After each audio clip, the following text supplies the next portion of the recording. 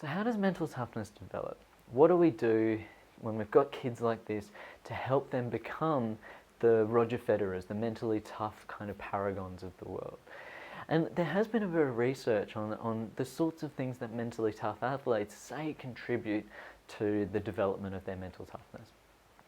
So, the kinds of things that tend to help is this gradual exposure to stress. Just, making things harder and harder and harder in training, and gradually becoming better at dealing with the stresses that come on.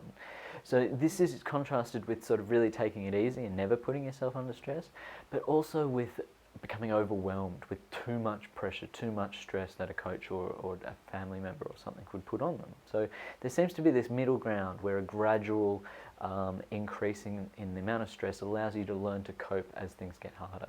Okay. There do seem to be a big influence of parental and coaching influences, including having really tough role models.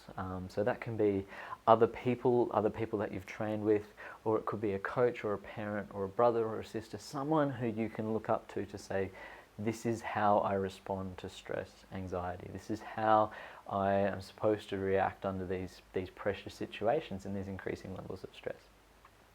And there also does seem to be this association with some of the motivational theories, including achievement goal theory, where we look at having a mastery-oriented climate, trying to focus not on winning all the time, but on a constant persistence for improvement. And Rafa Nadal's a great example of this, where even after he won his first French Open, it wasn't about winning. He was like, I've still got things that I want to improve. Even after he won that Wimbledon final, he still wanted to work on his serve. And it's always about this constant pursuit of mastery rather than just trying to be the best in the world.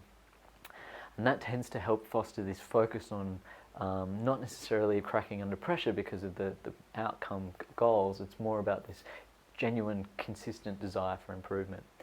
And it also relates to the self-determination theory, where having people supporting your autonomy, giving you a sense of competence, close social bonds, those things are all associated with an intrinsic motivation, and that does tend to be associated with this mental toughness development in young people.